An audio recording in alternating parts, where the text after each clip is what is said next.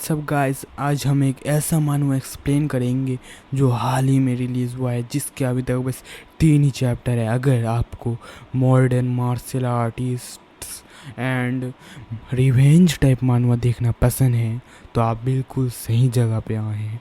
आज हम एक ऐसा ही मानवा एक्सप्लेन करेंगे।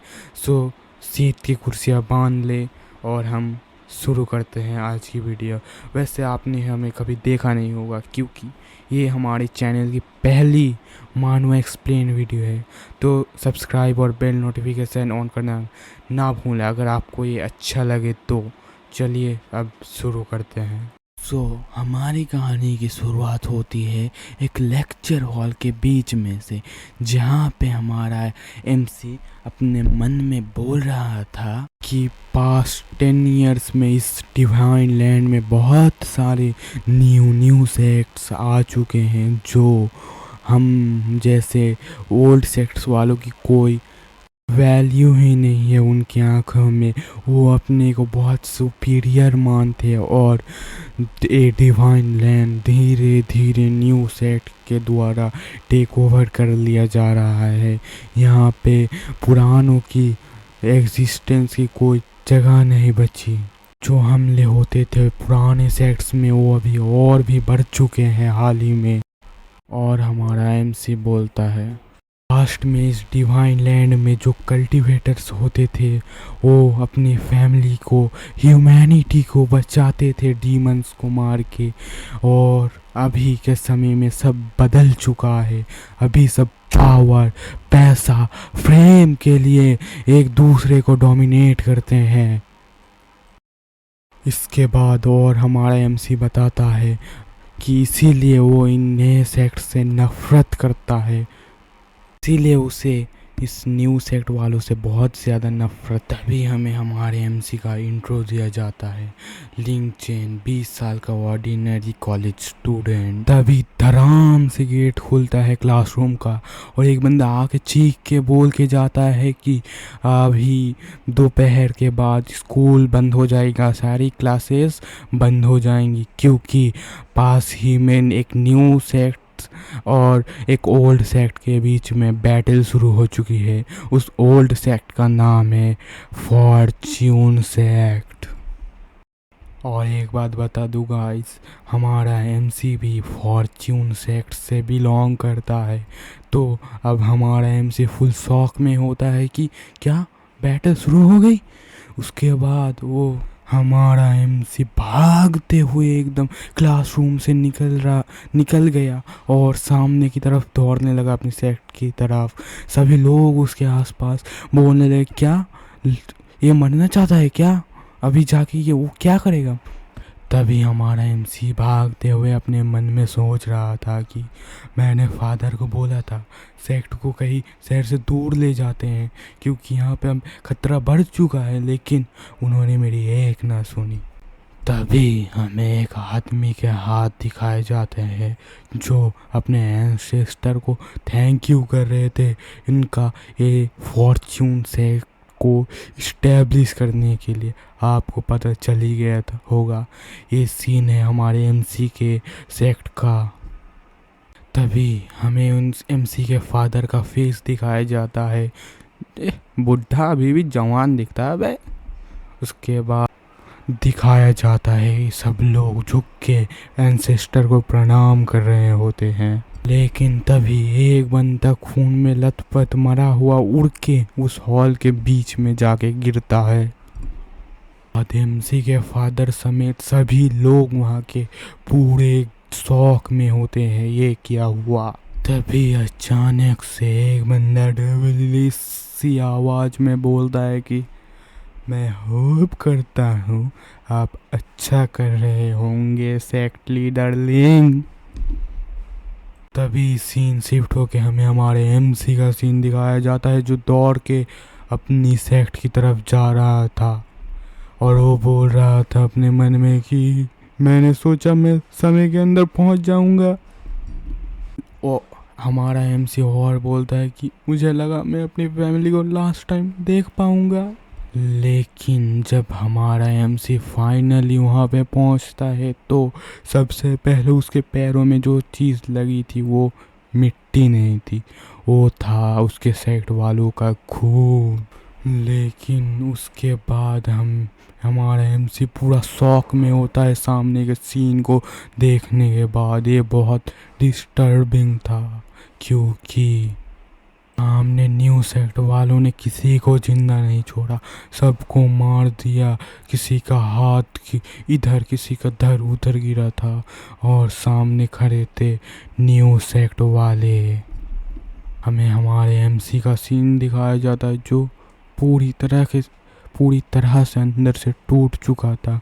उसके सामने उसकी फैमिली, उसके सेक्ट, उसके लोगों के खून, मरे हुए शरीर पड़े थे।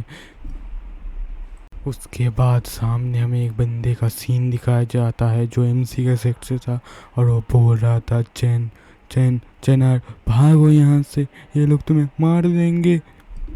लेकिन हमारा एमसी किसी के बात सुनने के हालत में नहीं था। तभी उसको भी न्यू सेक्ट वालों में से एक बंदा आके एमसी की आंखों के सामने मार डालता है। लेकिन तभी हमें उस न्यू सेक्ट वालों का लीडर का फेस दिखाया जाता है जो बहुत डेंजरस लग रहा था देखने में। और वो बंदा बोल रहा था, आज इस पुराने सेक्ट में कोई जिंदा नहीं बचेगा, इस सेक्ट की एग्जिस्टेंस आज हम मिटा देंगे। लेकिन हमारा एमसी पूरा शौक में था और वो बस एक ही बार बोल रहा था, डैड डैड। क्योंकि सामने का सीन बहुत डिस्टर्बिंग है तो तैयार हो जाइए आप लोग भी, क्योंकि वो बंदा एमसी के फादर का कटा हुआ सिर हाथ में लेके खड़ा था। तभी हमें हमारे एमसी का सीन दिखाया जाता है जो पूरी तरीके से टूट चुका था। वो बोला, तुम क्यों मेरे सेक्ट को डिस्ट्रॉय कर रहे हो, हमने तुम्हारा क्या बिगाड़ा है। ये बोलने के बाद हमारा एमसी बोल रहा, क्यों क्यों। उसके बाद उसके पास में पड़ी एक तलवार हाथ में लेके उस बंदे के ऊपर अटैक कर देता है। इस सीन में हमें दिख ही रहा है एमसी कितना ज़्यादा अंदर से टूट चुका है। वो रोते रोते उस बंदे के ऊपर अटैक कर रहा था, लेकिन उस बंदे ने इस अटैक को इजीली डॉज कर लिया। हमारा एमसी बोलता है, भले ही आज तुम हम सबको मार दो लेकिन एंसेस्टर तुम्हें नहीं छोड़ेंगे। उसका रिप्लाई देते हुए वो बंदा बोला, उनके पास कोई चांस ही नहीं है। ये बोलने के बाद ही उस बंदे ने एमसी के गले के ऊपर एक लीथल अटैक कर दिया, जिससे हमारा एमसी एकदम अधमरी सी हालत में पीछे जाके गिरता है। उसके बाद वो बंदा वहाँ से जाते हुए बोलता है, इस जगह को आग लगा दो, इसके एग्जिस्टेंस को मिटा दो। तभी हमारा एमसी अधमरी सी हालत में बोलता है, मैं इतना कमज़ोर क्यों। मेरी इनविजिबल स्किल्स का पावर क्या है। उसके बाद हमारा सीन शिफ्ट होता है, हमें दिखाया जाता है हमारा एमसी किसी जगह की गहराई में डूबता जा रहा था। तभी सीन चेंज हो के हमें हमारे एमसी के सेक्ट का सीन दिखाया जाता है जो जल रहा था, डिस्ट्रॉय हो रहा था। और हमारा एमसी बार बार एक ही बात दोहरा रहा था, अगर मेरे पास पावर हुई तो मैं इस दुनिया के सारे लोगों को मार दूंगा, न्यू सेक्ट वालों को मार दूंगा और इस दुनिया को ख़त्म कर दूंगा। तभी सीन शिफ्ट होके हमें हमारे एमसी का सीन दिखाया जाता है जो सोच रहा होता है, मैं कहाँ हूँ, कहीं ये अंडरवर्ल्ड तो नहीं। तभी हमारे एमसी के दिमाग में एक आवाज़ आती है जो बोलती है, मैं फाइनली तुमसे मिल पाया लिंग चैन। तभी उसके सामने एक फॉर्मेशन आ जाता है और हमारा एमसी शॉक होकर पूछता है, तुम हो कौन, तुम मेरे दिमाग में कैसे आए? और सामने से जवाब आता है कि मैं हूँ तुम्हारा एंसेस्टर, जिसने तुम्हारे फॉर्च्यून सेक्ट को बनाया, जिसने तुम्हारे पिताजी को सिखाया। तभी हमें एंसेस्टर का फुल्ली लुक दिखाया जाता है। हमारा एमसी एंसेस्टर से पूछता है, आपने क्यों हमें नहीं बचाया एंसेस्टर? मेरे फादर ने बोला था आप बहुत स्ट्रॉन्ग हैं, आप क्यों अपने सेक्ट को बचाना आइए? नहीं आए, जवाब दीजिए। तभी एंसेस्टर बताते हैं कि मेरी बॉडी बहुत समय पहले ही डिस्ट्रॉय हो चुकी है। मेरी सोल को बचाने के लिए मैंने खुद को सेक्ट के फॉरबिडन रीजन में सील कर दिया था। अब और उन लोगों ने पूरे सेक्ट के साथ फॉरबिडन रीजन को भी डिस्ट्रॉय कर दिया, इसलिए मैं सिर्फ तुम्हें बचा पाया लिन चेन। फिर हमारा एमसी एंसेस्टर से पूछता है, तो आपने मेरे फादर को मुझे वो यूजलेस स्किल क्यों सिखाने बोली? वो सारी स्किल्स बकवास है। इसका जवाब देते हुए एंसेस्टर बताते हैं कि वो सब तुम्हारे फादर ने तुम्हारे सर्वाइवल के लिए किया था।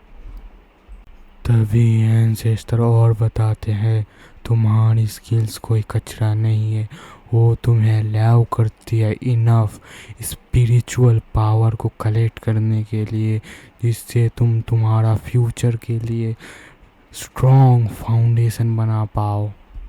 इसीलिए तुम्हारे फादर ने तुम्हें कोई एक्सटर्नल स्किल्स नहीं दी, बस तुम्हारे कमज़ोर होने का एक ही रीज़न है कि वो न्यू सेक्ट वाले तुम्हें इनफ टाइम ही नहीं दिए ग्रो होने का। इसलिए यही बोल के हमारे एंसेस्टर कुछ चैंट करने लगते हैं अपने हाथों में, उनका हार्ट ग्लो करने लगता है। तभी हमारा एंसेस्टर बोलते हैं, मुझे जितना बोलना था मैं बोल चुका, अब बाकी का सब तुम्हारे ऊपर। उसके बाद एंसेस्टर एक आखिरी बात बोलते हैं, वे तुम्हारे अभी के जितने करेंट स्पिरिचुअल पावर है, तुम पहले ही सेक्ट में सबसे सुपीरियर हो चुके हो, और उसके साथ तुमने अभी जो एक्सपीरियंस किया लाइफ एंड डेथ को, इससे तुम उतने ही पावरफुल बन जाते हो जितना मैं था जब मैं जिंदा था। उसके बाद एंसेस्टर उसके पीछे आ जाते हैं अचानक से और बोलते हैं, मैं अपनी सारी स्किल तुम्हारे अंदर डाल रहा हूँ। ये बोलने के बाद अचानक से एमसी के पीछे एक गोल्डन ऑरा का ब्लास्ट होता है। उसके बाद एंसेस्टर एक आखिरी बात बोलते हैं कि और तुमने जो बोला इस दुनिया को ख़त्म कर देना, नए सेक्ट से रिवेंज लेने का, मैं देखना चाहूँगा तुम कैसे करोगे।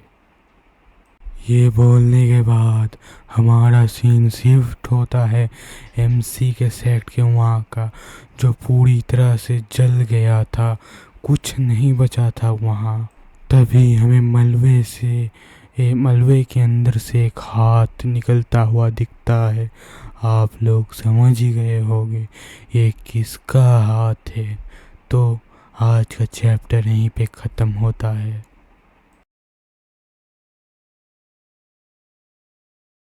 सो व्यूअर्स, मैं आपसे एक बात पूछना चाहता हूँ, आपको मेरी ये वाली आवाज़ अच्छी लगती है या थोड़ी लाइट वाली चलेगी? क्योंकि ये थोड़ी अजीब लग रही है मुझे खुद को, तो आप ही बताएं कमेंट में। क्योंकि हो सके तो मैं ऐसे भी बात कर सकता हूँ, लेकिन ये रिवेंज टाइप है ना, तो डीप वाला थोड़ा मैच होता है। तो आप लोग ही बताओ कौन सा चाहिए, जो वाले में ज़्यादा बोलोगे उसी आवाज़ में इसको एक्सप्लेन किया जाएगा। So thank you for watching, और अगले नेक्स्ट पार्ट के लिए सब्सक्राइब कीजिए। अबे भाई थोड़ा नर्वस है ना, पहला पहला एक्सप्लेन है भाई, इसलिए नर्वस आ रहा था भाई। पूरा एक दिन चला गया इसको रिकॉर्ड करते में, और रिकॉर्ड करते करते भाई जितनी बार भाई घर पे बैठ के तुम लोग अगर वीडियो बनाते हो भाई, तुम लोग रिलेट कर पाओगे भाई। तुम बैठोगे ही और 10 बार तुमको बुलाएंगे। तो चलते हैं, चलो फिर सायोनारा, दोबारा मिलेंगे, बाय बाय।